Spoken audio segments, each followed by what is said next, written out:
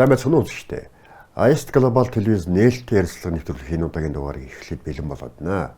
Энэ удаа биш зочноор бид зохиолч сэтгүүлч Шарын Гавыг өрсөн байгаа. Шарын Гавын гой бол Дэлхийн монголчууд сэтгүүлийн үүсгэн байгуулагч, адуу судлаач, монгол судлаач ийм хүн байгаа юм аа. За та сайн байна уу? Сайн байна уу? Сайхан аварж байна уу? Сайхан аварж байна уу?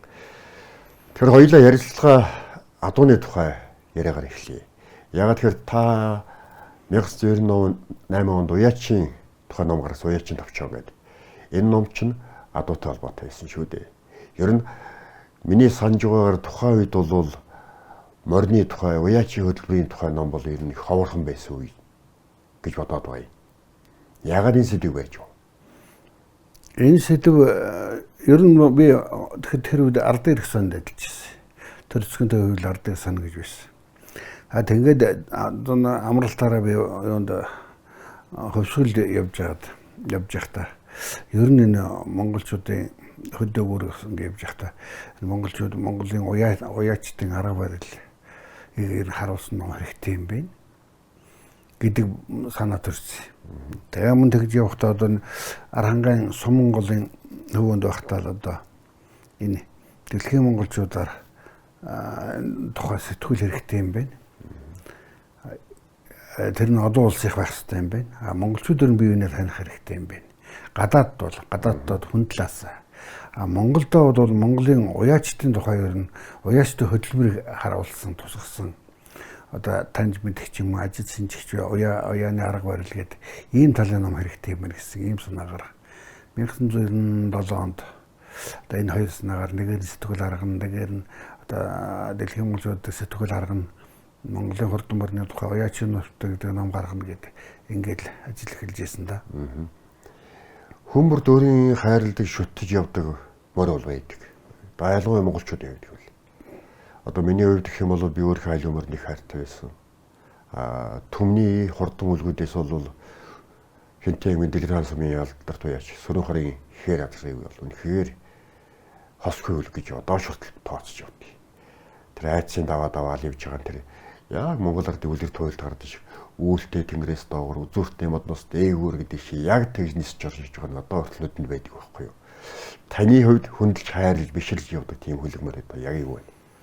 Миний хувьд одоо олон байлгүй яг л олон эрдэмтэй уяачтай уулзч тэдний хайртай хөлөг мөрдийг сонсч явсан болохоор тэр нь гэж одоо надад бол хэлэх тийм юу юм л та хэцүүлдэ. Харин тэр Сүрэн хоргоо хайр ядарганы хувьд бол ахаад 2-3 жил оролцсон бол мөн сайхан байсан байх та гэж боддог. Яагаад гэвэл ер нь айдсан даваар давж оролдож явах тэр үед тэр хол төрүүлж ирчихэд зүгээр цогоо дэрж байгаа юм шиг л орж ирж ирсэн. Ирсэн хойно бас агтраад газар завчлаад ойртсон хүмүүнийг хангараад дахиад тавчих гээд тийм 31 хэдэн минут баг 10-20 минут ингээд л уухчаад агсчаад тэгжээд нэг гайг болж ирсэн. Тэгэхээр энэ бол аргагүй хөлөг байж гэж бодогдож ирсэн. Сүүл тэр нь Сүрэн хоргоо энэ хээр азраас хойшоо наадам дээр таарад энэ хээр азрасыг адууг төрүүлж болох юм байгаа. Энэ тухай хоёлаа ярих гэж ингэж ийсэн. Би чамд ингээд хэлж өгнө чи сайхан бичиж гэдэг. Тэгээд нэг 7 хоногийн хугацаатай нүд дээр очиороо гэдэг. Би тэг чинь ард дээр санд байсан 7 хоногийн за өдөртөө сониевж алдахгүй л дээ. Тэгж идэл тэгээд амжаагүй. Хоёлаа одоо дэлхийн монголчууд сэдвэл оръё. Дэлхийн монголчууд гэхээр энэ асуудал тийм жоохон абстрактны хийсвэр сонсогдох юм байна. Яагаад тэгэхээр өнөө цагийн Монгол гэсэн ойлголтоор авах юм бол Монгол улс бол яг энэ хэл хязгаар дотор байна. Гэтэл нэгэн цагийн өвгдээцийн түүхийг аваад үзэх юм бол энэ маань бүр Персийн нутаг, өнөөгийн Иранаас ахуулаад энэт хүртэл үргэлжлсэн тийм газар нутаг болж таарж байгаа байхгүй юу?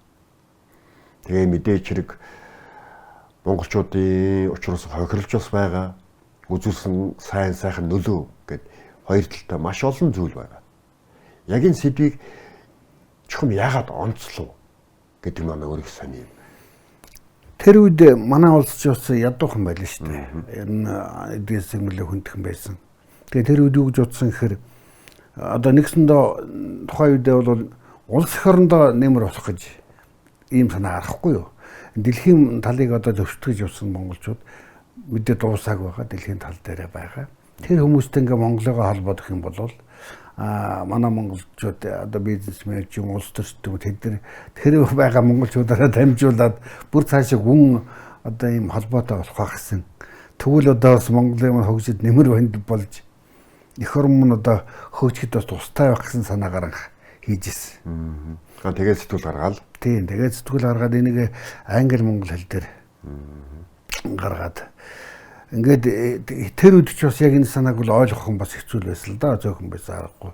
Яг одоо өөрийн санаагаар бол хийсвэр дэлхийн монголчууд хийсвэр юм байна. Ийм хийсвэр юмнаар хэн оролдох юм? Энд ч одоо бид л байж тээ. Бүрээд Орос энэ төр бол аль хэзээ ингээд бүрээд энэ халимаг юу өвөр Монгол энэ төр ядад Оростой одоо бараг уусаад дууссан ийм үед ч одоо юугаа хийх юм бэ гэсэн ийм санаа байсан л да. Тэр тэгж ярьдаг байсан нэг одоо найз нөхөд үеийн хүмүүс. Тэгээд та одоо 1998 оноос хойш ингээд судалгаа хийгээл явж л дээ. Бараг дэлхийн монголчууд гэсэн сэдвийг хөөцөлж ирсэн бараг анхны үнийг бол та байх. Одоо Монгол үндэсний телевизээр жишээлбэл Монголоо хайсан Монгол гэдэг нэг нэвтрүүлэг гарч ирсэн би бол тодхон сонж. Гэтэ тэр бол хожим байдаг. Ер нь энэ ингээд дэлхийн монголчуудыг судлаад одоо хамгийн одоо урд зөвлөх чинь дээд монголчууд гэл хоошоо хэд хазаараа монгол гэл ярих юм бол энэ орон зайд монголчуудтай уулзаад яваад адил төстэй зүйл ер нь юу ажиллаж байна? Ер нь бол бүгд үндэсний соёлыг хадгалж идэг. Ер нь монголчууд дундуур ингээд явж байгаа тэр сэтгэл санаадыг зүгээр л нутгаараа явж байгаа юм шиг байдаг л да. Гэхдээ яг манай Монгол бол эрхчлөөний арал мөн. Гэхдээ Монголд байгаа шиг бол хамаагүй чөлөөтэй задгаа ярьж болохгүй л дээ. Тэнд байгаа улс орон харьяан доогоосуудтай ч бас бүлээн бодолтой харьж ярилцаж ингэж явах хэрэгтэй байдаг. Бид бол яг ингээд гадна талын тэр монголчуудаа бол харийн болсон гэж ойлгодог боловч тэд зүрхтгэл нүргэл наашаа байдаг би явах тусам ойлгож ирсэн.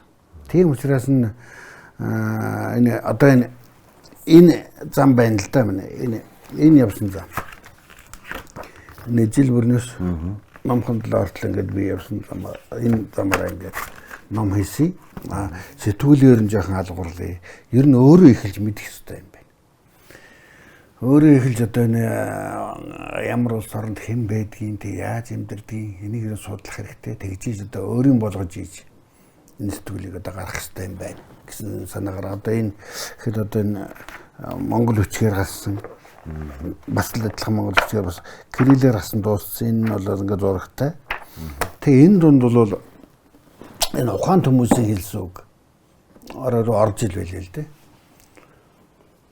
Ухаан хүмүүсийн хэлсэн үг гэхээр одоо жишээлбэл анхын санаачлага гаргахад ч юм бол дэмжижсэн хүний нэг бол манай эрдэнэтийн зохиолч Лодгийн төдүүгай гэж би бол сонсч байсан юм байна. Мэдээж Лодгийн төдүүгээс ахуулаад Сэлийн чандад байгаа Халимаг Туваа өөр Монголын нутагт байгаа Монголын том эрдэнэтийн зохиолч бас таныг дэмжиж өөрийн захиас үгсийг бол хэлж илсэн байх л та тий. Та жишээ болгоод ярил. Хэлжүүлгүй яах вэ? Одоо энд 98 онд юу Уяачин нуус төвчөгдөө намаа гаргачихад тэгээд тэр намраа залгуулад дэлхийн монголчууд гэдэг сэтгүүлийн анхны доор гаргасан. Англи монгол хэл дээр. Тэгээд нэг өдөр би ажил дээр яваад ирсэн чинь манай хаалган ажил явахдаа би нэг өрөөтэй нэг сандалтай ширээтэй ингээд сууж идэг байлээ нэг түрээсээ нэг хямдхан түрээс өрөөнд. Тэгсэн ингээд хаалган доогуур ингээд 2 цагаар сургуулсан байсан. За тэгээд ингээд аваад үзсэн нэг нь үндэсний хэвлэгийн байдлын газраас ирсэн байна. Монголын. Нөгөөх нь төдөөг ах байна. Тэгээд тэрийг харангуутал бол бич паркэл явсан л да үндэсний хэвлэгийн байдлын газраас надад захиар өгдөг чинь. Миний нөгөө сэтгүүл болохгүй болсон хэрэг. Дэлхийн монголчууд ижил одоо ярьж бич болохгүй юм байж тээ гэж бодоод. Тэгээд эхлээд төдөөгаа үзсэн чинь төдөөгаа баяр хүргэсэн амжилт хүссэн. Тэгээд тэр элгэн садан маань энэхэн хорвоог хаахны явна гэдэг нийтлээ хийсэн ийм захиа байсан. За ингээд зориг ороод би чи ямар сайхан ингээд. За одоо нөгөө одоо ер нь хаан дууддаг юм бол тэгээд үндэсний хэвлэгийн байдлын газрын нөгөө загтлыг үтсэн чинь мөн баяр хүргэсэн амжилт хүссэн юм захиа. Хоёулаа сайхан захиа. Хоёуланд нь баярлаа. Тэгэл ер нь их зорилго маань тодорхой болж зоригшуулсан гэх юм да. Ийм болж. Хөлийн чандад байгаа монголчуудаас танд ямар үг дайж хэлж байв? Юу захиж байв? Хөлийн чандад олон сайхан хүмүүстэй уулзж ирсэн. Ер нь их тэр улсууд чинь юуны төрөнд одоо бидний бас манай зарим хүмүүс шиг одоо бие баатар болж хашгирахгүй шүү дээ. Одоо хүн хүний өмнө бушуухан гарч ирэх хашгирч ил өгөөд уулгаад гэж бодохгүй хэд ч их ухаалаг хандна. Одоо халимагт очиход чинь халимгийн ерөнхийлөгч Үлэмжийн ерөнхийлөгч байсан. Тэгээ би цагаан сарын үеэр очсон тэг. Тэгээд Монголоос сэтгүүлч ирсэн гэсэн уулзсан авэдэр гэдэг би олдохгүй. Тэгсэн яасан гэсэн би нөгөө их сургуулийн дотор байранд очиод орсон байхгүй. Халимгад би ганцхан Баазар гэдэг нэг тань залуутай би докторийн зэрэг хамгаалах гэхэд энэ залуутай Монголд хальт ерөөсө халимруу явах чахт нь Галтрэгний өртөнд дээр анх танилцсан юм. Тэгээ тэрнийг л одоо сурч ирсэн л доо. Тэр чинь нөгөө өөр таних хүн мэдэх хүн байхгүй шүү дээ. Тэр хүн чинь ганцхан удаа хальтаараад намар нь явсан өвлөмбий яваад ичж байгаа юм чи. Тэгээд Үлэмжийн ерөнхийлөгчтэй шиний нэгний өглөө халимгийн төв талбай дээр нь төрийн ордныхоо өмнө ингээд золголоо доо. Халимгийн ард түмэн талбай дээр зогссон. Тэгээд их сайн санагдчихсэн тэр хүн маш их халуун дотн хүлээж авч ирсэн. Гэхдээ би тэгж явахдаа ганцхан зарчим гол зарчим баримталж ирсэн. Ер нь бол би тийм хэмжээнд одоо би явж байгаа очино гэж бодоагүй байсан. Ер нь ингээд яваад зам гаргаад яг ер нь хаана хин байдгийг юу байдгийг нэг ингээд яваад нэг ирэх гэж бодсон чинь ийм сайхан юм болоод. Тэгээд дараа нь тэр сарын шиний нэгэнд ч одоо хүлээ авалт энэ тэр надад зориулсан хүлээ авалтыг залуучууд театр дээр энэ тэр хийж их сайхан болж исэн шүү. Тэгэхэд халимгад одоо танилцж исэн тэр Эрдэм чуулгын ахлагч Радо Чабарова мөн одоо Валиев гэдэг энэ Үлэмжийн ерөнхийлөгч соёлын зөвлөх манай цагаан зам байна. Манай дуучин жангарч бүгд л одоо гэр орондоо аваачиж яах вэ ямар тус байна гэдэг ингээл их сайхан байсан да. Тэгээд хэн одоо хамгийн Давид Хүүгэлтийн нугаа тэгэхээр 80 насныхаа хийсэн бисэн. Давид Хүүгэлтийн нугаа 80 насны халимаг даяар тэмдэглээд тэр чинь 2001-2 оны тухай юм ярьж штэ тий. Сансарт Хүүгэлтийн нугаа гэдэг юм хиймэл дугуйл хөрөгцсөн байсан. Тэгээ Хүүгэлтийн нугаа одоо надад манай сэтгүүл зориулж өөрөө ингээ үг хэлсэн үгээ бичүүлсэн юм шууд хэлээд нэг үг цаасаар тэмдэглээгөө зүгээр шууд ингээд хэлээд бичүүлсэн. Одоо надад зориулсан тэр үгийг тэгэхэд тэр их гүн утгатай гүн агуулгатай тийм сайхан үгийг шууд л одоо хэлсэн. Сүүлд нь би үзээ тэрийг арчуулсан хойно үзээд ямар агуу байдаг юм бэ хүмүүс. Агуу хүмүүс агуул байдаг юм бэ.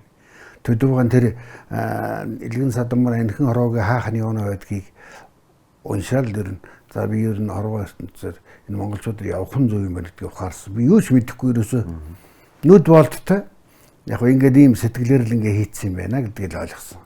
Тийм учраас ер нь нэг 10 дугаар гаргаад дэлхийн монголчууд төлөв 10 гаруй дугаар гаргаад тэгээд л тэрээс хойш монголчуудаар ингээ явсан да.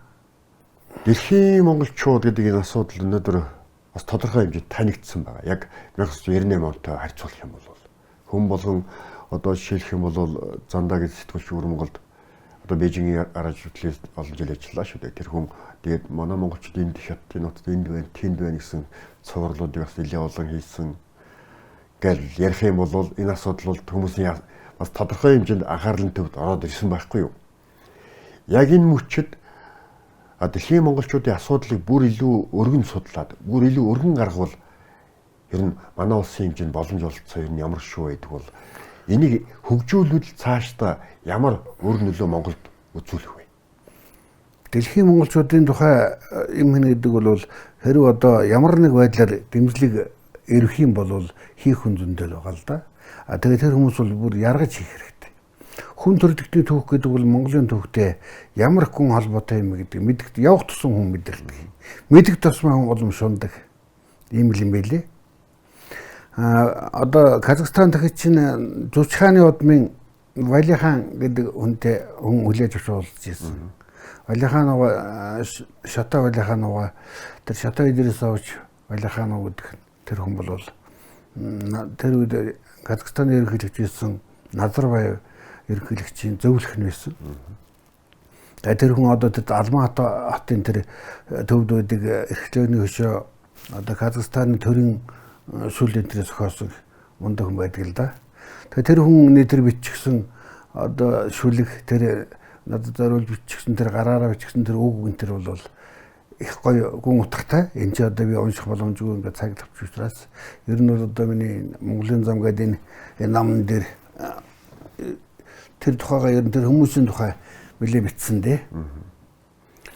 Хамгийн гол нь дэлхийн монголчуудыг судлаад ингээд бүтэн судлагдахгүй шинжлэх ухааны баргын салбар болж орж шүү дээ. Энд ч болоо гэж бодоод байна л да. Тийм бол мэдээж хэрэг одоо юу гэх юм бэ? Казахстанд одоо жишээлбэл ашиглаж байгаа дом дээд монголчууд ашиглаж байгаа дом магадгүй адилхан байж магадгүй. Үүнийг бол үгүйс харахгүй шүү дээ. Ягаад тэгэхээр ч юм бол Монгол улсааны бас нэг хоёр талд л суугаад байгаа болоо шүү дээ. Ахуй байдлаас ахуулаа тий. Зан чанарын хувьд мэдээж хэрэг гадаад төрхийн хувьд бол тодорхой хэмжээний төсөл байгаа болов. Би бол нэг хэлцэхгүй. Нийтлэг юм бол их олон бий л дээ. Одоо цайз үнийхээ дээжийг өргөхөөс эхлээл тий. Тэр өг дээдсэн хүндхэс эхлээд одоо жишээлбэл ер нь бол би нэг бас нэг яарч явсан зорилго бол байсан. Ямар зорилго байсан гэхээр хожмын өдөр бол ингээд олон монголчууд ингээд дэлхийн дахны монголчууд явах юм гэдэг ойлгочихсон л да. Тэрний урд талд би явах хэрэгтэй юм байна. Ягаад гэвэл олон хүн яваагүй байхад нь явж тухайн үед одоо тэр хаалттай бололтой байсан тэр нийгмийн үед ямар сэтгэлдэлтэй тэр хүмүүс байдаг юм бэ? Тэрийг би номд авчулдээ тий. Тэр чи одоо яг нэг Монгол явлаа гэдэг үе биш. Монгол хүн ирлээ гэдэг бол одоо ер нь их л том одоо их л агуу юм хүнтэй очирчин гэсэн юм санаа байдаг. Тэр одоо тэр Киргизийн тэр залуугийн яриа мөн халимгийн Казахстан тэр хүмүүсийн над хэлжсэн санал энтрээс харагдана л да намн дээр. Одоо тэр үед ч одоо шинэ үеийн Чингис хаан хэрлээдэг баримтган хань гэж халимг Казахстан хоёр чинь тэр Вали хаан гүндэрч намаас андарсан шүү дээ. Ёстой тийм байс байж болохгүй гэх. Тэгээд ер нь бол юуны өмнө би дөнгөж зах цухаас нэхлээд тэгээд нэг сөмийн хэдэн хаан үзүүлэгч юм уу энэ нэг зураг хөрөг аваад хүнэнд ингээд хуураад явах тийм сэтгэл бол байсангүй л дээ. Ер нь гүнд нь орё. Энэ зүгээр нэг одоо нэг дарга албаа хаагч одоо янз бүрийн хүмүүсийн одоо төвлзаад ингээ албан ёсоор биш. Ерөөсөө зүгээр энгийн нутаг хүмүүстэй нуудаж энэ цаадах язгуураа ингэж бас нэг таньж мэдээ гэсэн юм санаагаар одоо 20 гаруй жил одоо бараг 30 жил явцсан байна шүү дээ. Таны очсон хамгийн одоо яг энэ та бүхэн сууж Улаанбаатар хотын яг энэ цэгээс хамгийн хол цэг нь хаана вэ? Хамгийн хол очсон айл нь хаана вэ? Юу н одоо биш ижил мөрний одоо халимгаас л халимг л хамгийн хол нь юм байна шүү дээ одоохондоо. За тэгээ урд зах нь болохоор Юнаны монголчууд, Сычуаны монголчууд, Гүйжигийн монголчуудтай одоо саяхан олзоод ирсэн. Тэнд бол тэд чинь 700 гаруй жилийн өмнө очсон хүмүүс. Тэгээд энэ тэнд мөнх хааны бунхан байдаг Сычуанд. Нөгөө эртний сүн улсыг дараад байдаг шүү дээ түүх дээр. Тэр сүн улс л тэр байсан юм байдаг шүү дээ. Тэгээд тэнд мөнх хаан даалдах болсон байлээ. Тэгээд тэр хавьч нутаг ерөөсөө нөгөө Сүбэлэ жинжин түүний хөө нөгөө Орян хайдаа жинжин түүний хөө Ачуу жинжин гэд тэднийс нь цэрэг ирсүүд удам тэнд ингээ байдаг. Явах тусам одоо их сайхан юм тодорч ирдэг. Хамгийн сонирхолтой юм юу вэ гэхээр тэр хүмүүс одоо тэр асар том гүрнүүдийн нөлөөнд авталгүйгээр за би ийм гаралт ийм хүн шүү гэдэг одоо 700 жилийн хойно 800 жилийн хойныг санаж байгаа нөрийг сонин маш сод юм тийм. Тэр их нууц ер нь тэд нар ч бас зүгээр л сайхан монголоор байгаагүй шүү дээ. Маш их зовлон туулж идэв ерөөс. тэр бүр аймнаас одоо дээсэн дөрөнд дээр те одоо хизээч ялуулах бэлэн. Одоо Монгол хүнийг одоо алж ивэл одоо аллаа гэхэд одоо бүр баг сайн цаашаа тийм хэмжээнд хүртэл амьдарч ирсэн тийм хүмүүс. Өнөөдөр манайхан тийм хүмүүсээ бол нэг тоодгүй ягаад гэвэл тэд нар мөнгөгүй гэж боддог юм шиг манайхан. Тэр хүний сэтгэл гэдэг бол тэр энэ эх орныг өнөөдрийн энэ Монголыг ийм амгалан тайван байлгах гэд тэр хүмүүсийн асууруулсан цус тэнд очисон ба үсэрсэн цус тасарсан тэнд ингээ байж байгаа. Энийг одоо бас бид ойлгох цаг болсон байна гэж ойлгосон. Монгол гэдэг нэрийг дэлхийн жишээнд гаргахад хүн бүрийн хүчин зүтгэл мэдээж хэрэгтэй. Маш хэрэгтэй юм байна. Ялангуяа мөгнөрөс Монгол ард улс одоогийн Монгол улсын эрдэнэ үнэлэхтэй тий. Их эзэн богд хааны үед одоо хошуу тамгада харьяатай байсан. Тэр удмаас эхлээд ярих юм бол хүн болгоны хүчин чармал маш их. Гэхдээ би Монгол учраас Монголын нэрийг гаргана. Тэнд байгаа хазараа монгол ч юм уу эсвэл хин нэгэн өөр хүн Монголын нэрийг гаргаж болохгүй гэсэн тийм асуудал бас байж үүсэх тийм явц бий болохыг бол үгс харахгүй л дээ. Хэрвээ хазараа Монгол одоо юу гэндэ. За би Монгол хүний удмаа. Би өнөөдөр ингээд дэлхийн спортын тавцанд амжилт гарлаа гэл би Монголын нэг үр сад гэж гараад ирвэл манай монголчууд энэ яаж хүлээж авах вэ? Хүлээж авах хэрэгтэй л дээ. Ягаад гэвэл энэ хүн төрөлхтөнд монголчууд юу хийж вэ гэдгийг бид одоо өөрсдөө одоо энэ залуучууд яваад судалж байгаа таарна. Энэ сайхан одоо боловсралтай, хэлтэй, мэдлэгтэй ийм орчин цагийн залуучууд бол их сайхан жилээтэй.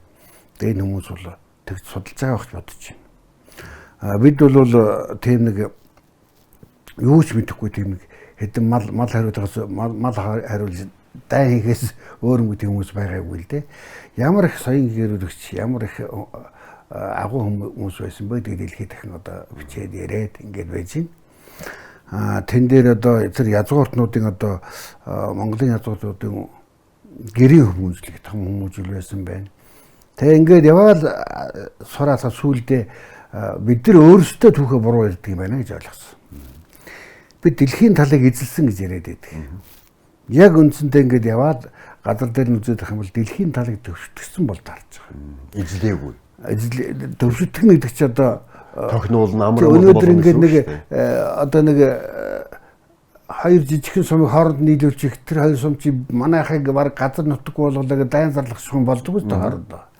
Гэхдээ тэр бол дэлхийн техник улс энэ Монголыг ингэж төвшөлтгчихэд дэлхийн техник төвшөлт гэж өөрсдөө ингэж зорж явсан юм да. Ийм л зоригтой хүмүүс байж байгааг нь ойлгодог доо. Танд баярлалаа. Тэгэхээр ICT Global телевизийн нээлттэй ярилцлага нэвтрүүлгийн манд зочноор Шарын Ганыг оролцлоо. Танд баярлалаа. Энэ сайхан мөн ярилцлага өрнүүлсэнд. ICT Global телевизийн нээлттэй ярилцлага нэвтрүүлгийн удаагийн зочноор зохиос сэтгүүлч, адуу судлаач, монгол судлаач Шарын Ганыг оролцлоо. Дараагийн нэвтрүүлгээр дахин уулзлаа. Түр баяртай үзэгчдээ.